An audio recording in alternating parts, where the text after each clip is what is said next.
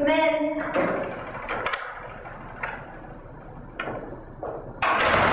Hey, how you doing? Hi, Mr. Smith. Dr. Chambers? How are you? I'm all right. How you doing, Natalie? I'm doing well. All right, Mr. Smith, have a seat and we'll get started. Thank you very much. All right, well, what we're going to start off with is just give me some of your history, some of your background, family history. Well, That type. I'm the oldest of 4 children. I was Okay. raised in Tennessee. I went to a second parent household. Mm-hmm. I joined the military when I was 17. And that's about it. That's pretty much been most of my life, the military. Okay. What made you want to go for the military? I've always wanted to be a soldier. Soldier, since I was a kid. Family was looking at that. I can see that. Well, that's good. Growing up, did you have any phobias or fears or anything that you were just like too scared of to go for, or were you all just one of those little kids that just went for everything? No, I would say I didn't have phobias, but I was a kid that was pretty much cautious. Okay. In regards to what? Cautious with other people, or cautious with doing certain activities like jumping out of a tree? Well, I was definitely like that. That's to me, that taking too much of a risk. Pretty much applied to everything. I was a kid that never stood out. Okay. So you like to sit back and kind of watch others? Exactly. Okay. In the military, did you ever have any thoughts or feelings or negative thoughts, or how was that experience for you? Well, waking up at 4:30 in the morning and go run 5-6 miles, that's a negative thought every day. See, that would be my first out. I'm like, oh. So doctor to tell you the truth is like, it was a roller coaster. He had you ups, he had you downs, but you just try to deal with it emotionally the best way you can. Was there any one experience, or was there any just one thing that just really stood out that kind of you would like to talk about? It could be good, bad, great, funny, anything. You know, since I was born in the company about a chain of command, you know, I would say that, you know, when you're dealing with incidents where it was always life and death, and you're always worried about your buddy, you know, it's always putting you on high alert to your surroundings and what that situation you're in. So it's like, it's a constant state, and it's hard to come down from it after you redeploy from wherever, come back down again. Absolutely. Do you feel like you had a good transition into civilian after being deployed? Or is there one thing that you just wish you had that you think would help a little better? I like to be left alone. Because, like I said, you know, being put in a position where you're ordered to seek counseling because, you know, people know that your attitude has changed. Right. It's like, okay, you're kind of like making me do something against my will. It's not like I'm seeking this help on my own. Okay. Well, from our discussion and a little evaluation, I've noticed that you've always been a cautious, kind of hesitant person. And I noticed from what you said, you kind of had a difficult time transitioning. Have you ever had any thoughts of hurting yourself? You mean like suicide? Yes.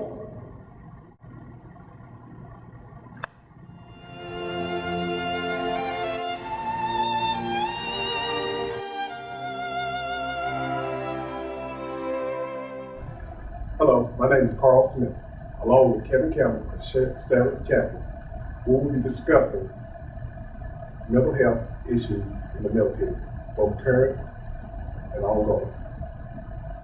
I'll open up this presentation with words used by President Abraham Lincoln in his second inaugural address. He said, "With malice towards none, with charity for all, with firmness in the right, that God gives us to see the right, let us strive on to finish the work we are in, to bind up the nation's wounds, to care for him who shall have borne the battle, and for his widow and his orphan, do all which may achieve and cherish a just and a lasting peace among ourselves and with all nations." These words spoken by President Lincoln are used in the Department of Veterans Affairs motto. The Department of Veterans Affairs is tasked with the duty to provide health care to service members who are no longer in the active military. The Department of Veterans Affairs achieves their mission by providing mental and physical health care services to veterans. This is needed because of the ongoing problems that veterans experience when being discharged from the military. Little is known about the Department of Veterans Affairs and their mission. It is our hope that this presentation will enlighten those to the struggle that veterans face upon discharge from the military and ongoing battle they face within themselves and the struggle they have to try to fit in to a society that is not prepared to deal with the problems they face. Kevin will speak about the current rate of suicides and the ongoing problem associated with suicide and the current goals and measures that are being taken by the current administration, Congress, and the Veterans Affairs Department to combat this issue. Suicide among service members and veterans has been an ongoing but recently increasing problem in the last decade for the military. This is related to the fighting of two wars on two fronts. Soldiers are trained to be hypervigilant, and they find it difficult to transition from the war zone to a garrison environment. Garrison is when a soldier is on active duty but no longer in a war zone, but rather on a base. This difficulty in transitioning has led to an increase in mental health problems. And mental health problems were the top reasons troops were hospitalized in 2011, according to a Pentagon report. The stress is particularly high among soldiers in the Army and the Marine Corps, related to the frontline positioning. However, we don't want to neglect the suicide rates occurring in the Navy as well as the Air Force. In 2012, there were 349 reported suicides among service members, the highest of any year reported. This does not reflect inconclusive studies related to deaths among service members from causes which might be attributable to suicide. As of this presentation, there are 18 suicides daily among service members, with the most recent data indicating 22 suicides daily among service members. Suicide among service members is a national as well as local issue. For example, in Fort Hood, from between the years of 2008 to 2012, there are anywhere from between 10 to 22 suicides yearly. This is a graph representing suicides among service members, active duty, reserve, as well as total, from the years 2009 to 2012. What you might find particularly interesting is the spikes in the months of June and July of several years, with the highest being July of 2012. The VA has recently developed a greater focus on prevention and preventative measures of suicides among veterans. The VA has encouraged honesty in completing the post-deployment health assessment. This is a survey which covers all health issues, including those of mental health.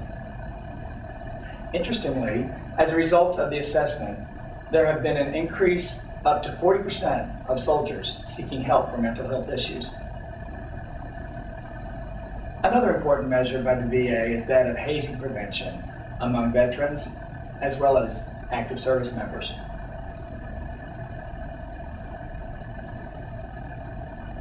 Here we find an image of the soldier at Fort Hood.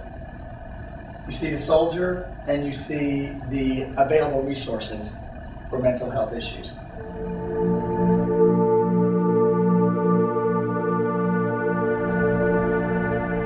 There's a lot of progress being made in suicide prevention among veterans. This would include presidential orders as well as a widespread advertising campaign. This includes advertising in 124 cities including public service announcements. Orders made by President Obama have included an expansion of services for mental health issues at the VA.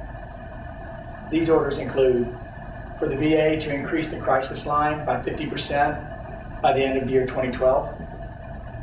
Also to have a 24-hour access to trained mental health staff among veterans. Also for an initiation of a year-long suicide prevention programs for veterans, and for appropriation of funds to increase the number of health professionals at the VA.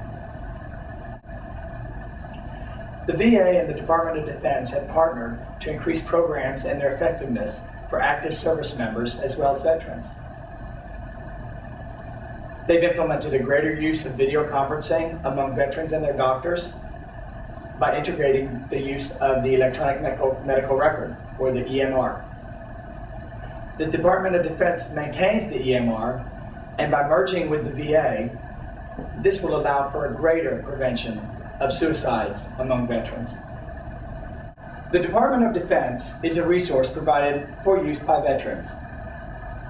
Sarah is now going to go into all the resources provided for veterans and their families related to all health issues, specifically those dealing with mental health and suicide. The VA and our government provide many resources for those affected by suicide. Some examples of these resources are the VA Veterans Crisis Line, TAPS, or Tragedy Assistance Programs for Survivors, and DoD, or the Department of Defense, that has merged with the VA Suicide Outreach. The Veterans Crisis Line is a confidential source provided for vets in crisis, as well as for their family and friends. The crisis line is made up of qualified and caring VA responders. They have been specifically trained to help vets and their families that may be dealing with suicide and struggles with the change back into civilian life. Since 2007, the crisis line has answered over 650,000 calls, which has also made over 23,000 life-saving rescues. The number of these calls and rescues continue to rise. In 2009, began the anonymous online chat as well as text lines to help allow vets and their families feel more comfortable with seeking help in regards to suicide. The crisis line provides information, resources, handouts, as well as the ability to recognize warning signs of those for your loved ones. This is a 24-hour hotline available to anyone with questions, concerns, or thoughts of suicide. The website encourages those that may be questioning to seek help. TAPS, or Tragedy Assistance Program for Survivors. TAPS is an online resource that was founded in 1994 to offer assistance to anyone that has suffered the loss of a loved one. TAPS is not a part of the Department of Defense. TAPS offers comprehensive services and programs including peer-based groups with peer mentors, which are often a part of the armed forces, working with caseworkers, connections within their own community, as well as trauma resources for those for more serious cases. TAPS largely consists of professional staff volunteers. They also offer regional survivor seminars all across the country. TAPS also provides an area for survivors, including parents, widows, children, and friends, with resources to meet with others within their community that are also going through similar things. TAPS offers comprehensive services and programs, including peer-based groups with peer mentors, which are often a part of the armed forces. They also provide individual caseworkers to work with you one-on-one, as well as trauma resources for those more serious cases, and connections within their community to meet with those that are also going through similar things. TAPS largely consists of professional staff volunteers. They also provide regional seminars all across our country. TAPS is a nonprofit organization that offers many opportunities to volunteer and donate. The VA Suicide Outreach provides extensive information on the general subject of suicide. The organization has partnered with the Department of Defense to provide further information to vets, reserves, families, and further providers. The online website provides links to each individual branch of the military.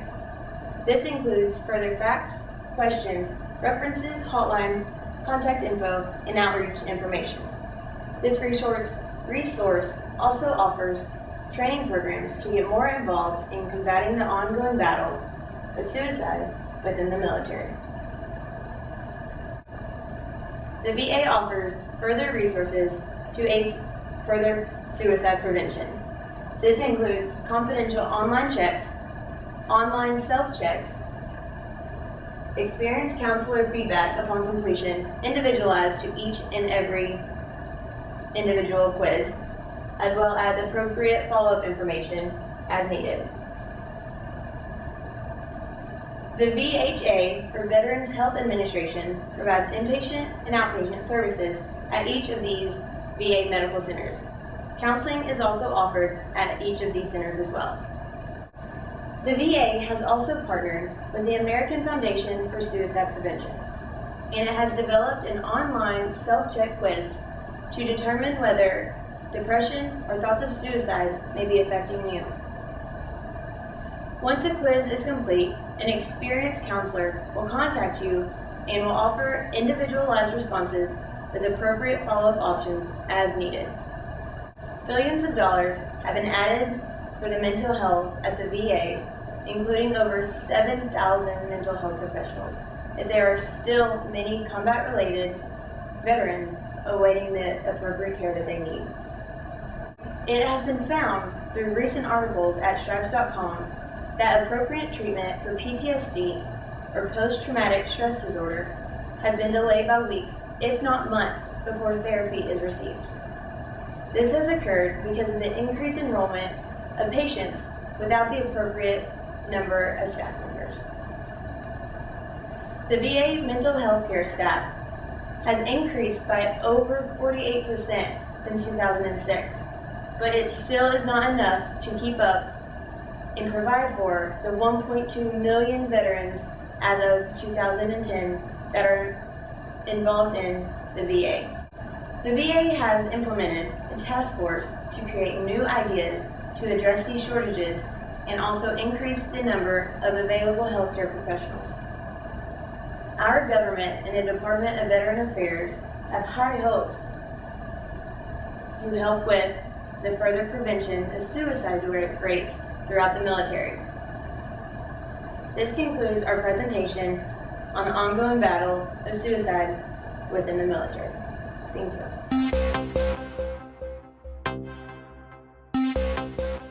I hope our presentation was educational and informative on the ongoing battle that service members and veterans face regarding mental health issues and suicide. Thank you. Thank you. Thank you.